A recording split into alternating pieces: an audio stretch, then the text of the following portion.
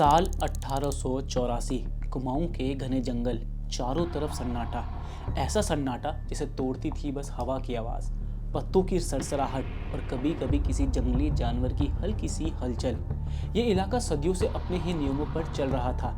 ना सड़कें थी, ना शहर, और ना ही किसी लोहे की मशीन की आवाज़ ने कभी इन जंगलों को चीर कर रास्ता बनाया था। लेकिन उस दिन जंगल के भीतर से कुछ ऐसा आता दिखाई दिया जिसे देखकर लोग ठहर गए। लंबी भारी लोहे से बनी एक चीज़ जो धुआं छोड़ रही थी, ज़मीन को हिला रही थी और अजीब सी तेज़ आवाज़ निकाल रही थी। लोगों को समझ ही नहीं आया कि ये है क्या। डर लगना लाजमी था, क्योंकि कुमाऊं के लोगों ने इससे पहले कभी ऐसा कुछ देखा ही नहीं था। कुछ लोग घबरा गए, कुछ भाग खड़े हुए। किसी को लगा कि ये कोई अपशकुन है, तो किसी को ये अंग्रेजों का कोई नया और खतरनाक प्रयोग लगा। महिलाएं बच्चों को लेकर घरों में छिप गई। वजह साफ थी, आज तक इस जंगल से ऐसी कोई मशीन नहीं निकली थी। हालांकि भारत में रेल 1851 से ही चल रही थी, लेकिन कुमाऊं के आम लोगों ने इस रेलगाड़ी को पहली बार देखा था। 24 अप्रैल 1884 को लखनऊ से बरेली होते हुए ये भाप से चलने वाली रेल काठगोदाम पहुंची। एक ऐसी जगह जो उस समय न कोई शहर थी, न कस्बा, बल्कि घने जंगलों और दलदली जमीन से घिरा एक मैदान था। ऐसे में एक सवाल उठना तो लाजमी है कि आखिर ऐसे कठिन क्षेत्र को अंग्रेजों ने क्यों चुना, और आखिर इससे आगे कभी रेल लाइन क्यों नहीं बिछ सकी। इसकी पूरी डिटेल तो हम आपको इस पेशकश में देंगे ही, साथ ही उस इतिहास पर भी बात करेंगे जिसने चौहान पाटा को एक नई पहचान दी, एक नया नाम दिया, काठगोदाम।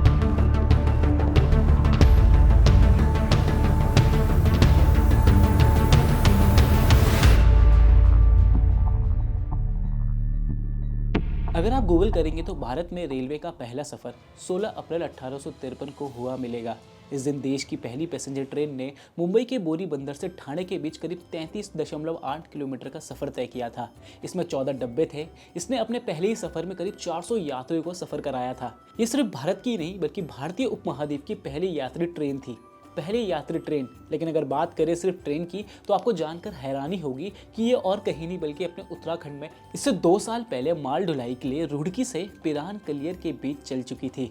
इसके पीछे भी एक रोचक कहानी है जिसके बारे में हम आपको आगे बताएंगे, लेकिन उससे पहले काठगोदाम के इतिहास में नजर डाल लेते हैं।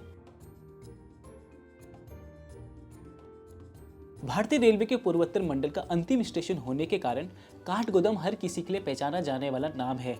इसके अलावा ये उत्तराखंड के कुमाऊं मंडल का प्रवेश द्वार भी माना जाता है। शिवालिक की पहाड़ियों के चरणों में स्थित होने के कारण यह स्टेशन तीर्थ स्थलों और पर्यटन स्थलों की ओर जाने वाले श्रद्धालु और सैलानियों के लिए अंतिम रेलवे स्टेशन होने के साथ साथ सड़क मार्ग का भी प्रमुख प्रस्थान बिंदु है। काठगोदाम नैनीताल जिले के निचले हिस्से में गौला नदी के किनारे बसा है। ये वही जगह है जहां गौला नदी और पुष्पभद्रा नदी का संगम होता है। काठगोदाम जितना महत्वपूर्ण ब्रिटिश काल और आज के समय में माना जाता है, उतना ही महत्व इस स्थान का चंद काल के दौरान भी माना गया है। दरअसल काठगोदाम का क्षेत्र चंद शासन काल में सामरिक दृष्टि यानी रणनीतिक तौर पर बहुत ही महत्वपूर्ण था। उस समय यह स्थान बाड़ाखोड़ी या बाड़ाखेड़ी के नाम से जाना जाता था।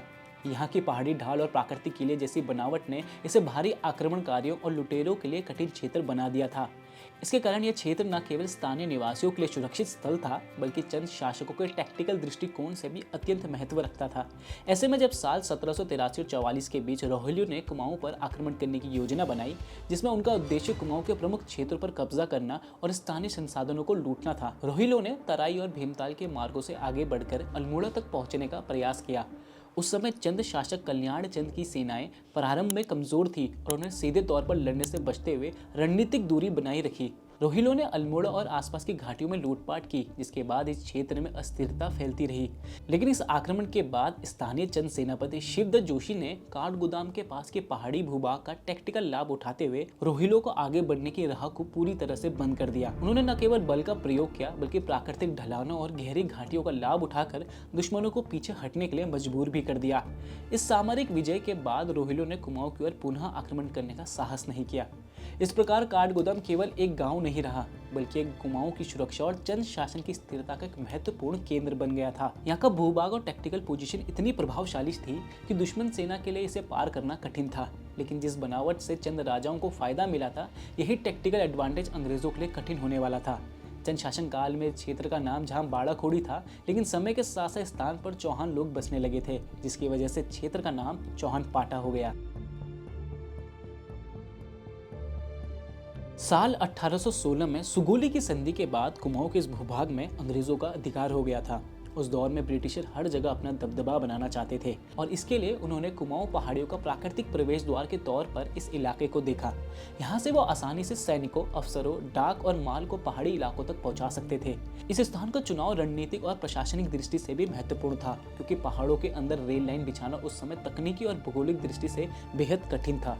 काठगोदाम का क्षेत्र मैदान और पहाड़ों के बीच का प्राकृतिक गेटवे के रूप में कार्य करता था, जहाँ से पहाड़ी क्षेत्रों में सामान संसाधन को बड़े रेल नेटवर्क से जोड़ा जा सकता था। इसके अलावा यह स्थान लॉजिस्टिक हब के रूप में भी उपयुक्त था, क्योंकि यहीं से लकड़ियां, खनिज और अन्य सामग्री का संग्रह और वितरण किया जा सकता था।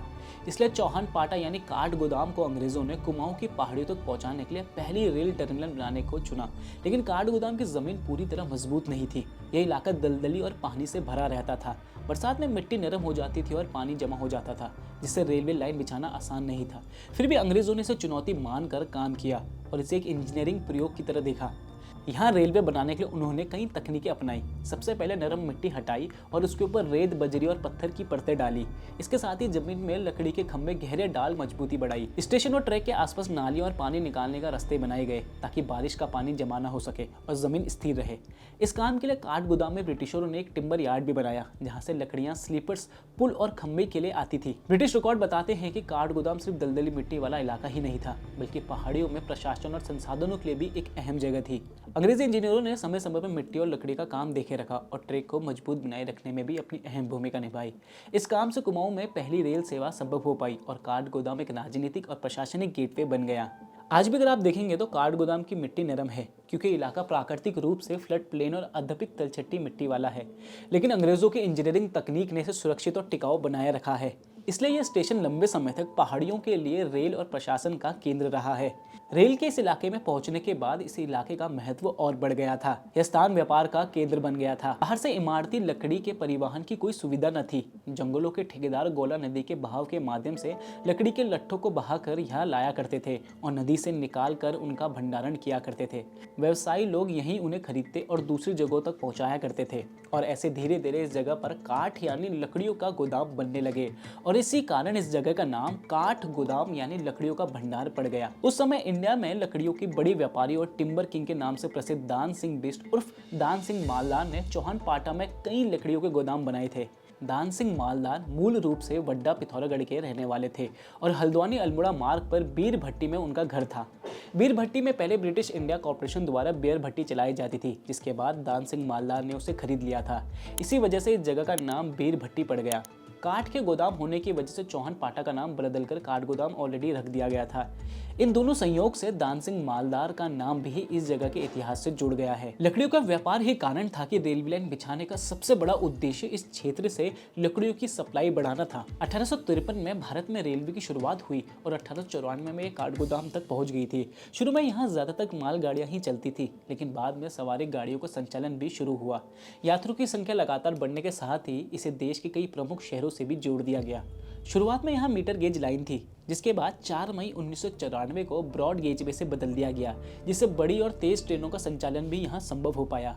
भले ही कुमाऊं के लोगों ने रेल 1884 में देखी थी, लेकिन उत्तराखंड में रेल इससे 30 साल पहले ही चल चुकी थी। भारत में रेल का इतिहास करीब 174 साल पहले 22 दिसंबर 1851 को ही लिखा जा चुका था। पहली रेल ने रुड़की से प्रयान कलियार तक करीब 5 किलोमीटर की दूरी तय की थी। दरअसल 1837 के आसपास उत्तर पश्चिम भारत के बड़े हिस्से में भयानक सूखा पड़ा था। हालात इतने खराब थे कि ईस्ट इंडिया कंपनी को स्थायी समाधान की जरूरत महसूस हुई। तब अंग्रेजों ने गंग नहर बनाने की योजना बनाई। मकसद था हरिद्वार के पानी को पश्चिमी उत्तर प्रदेश के खेतों तक पहुंचाना। इसलिए तय किया गया कि नदी के ऊपर पुल बनाकर नहर को गुजारा जाए। पुल निर्माण के लिए नदी में खंभे बनाए जाने थे और इसके लिए खुदाई करनी थी। इस दौरान ये तय किया गया कि भारी मात्रा में निकलने वाले मलबे को कलियर के पास डाला जाए। समस्या यही थी कि घोड़े और खच्चरों से इस पर भारी लागत आने के साथ साथ समय भी ज्यादा लगना था। कोटले ने इसके लिए रेल ट्रैक बनवाने का फैसला लिया। इसके लिए उन्होंने लंदन से उपकरण मंगवाए और वहीं के विशेषज्ञों से रुड़की में इंजन और 4 वैगन तैयार करवाए। इस इंजन की रफ्तार 6.4 किलोमीटर प्रति घंटा थी और पूरे 1 साल यानी दिसंबर 1852 तक ये पटरियों पर दौड़ता रहा। 2 साल बाद 1854 में गंगनगर का निर्माण पूरा हो गया। हालांकि बाद में इस इंजन का नाम बदलकर स्वीडन की प्रसिद्ध गायिका जेनी लिंड के नाम पर रख दिया गया। भाप से चलने वाली इस इंजन की सहायता से 2 वैगनों में एक बार में 180 से 200 टन की मिट्टी ढोई जाती थी।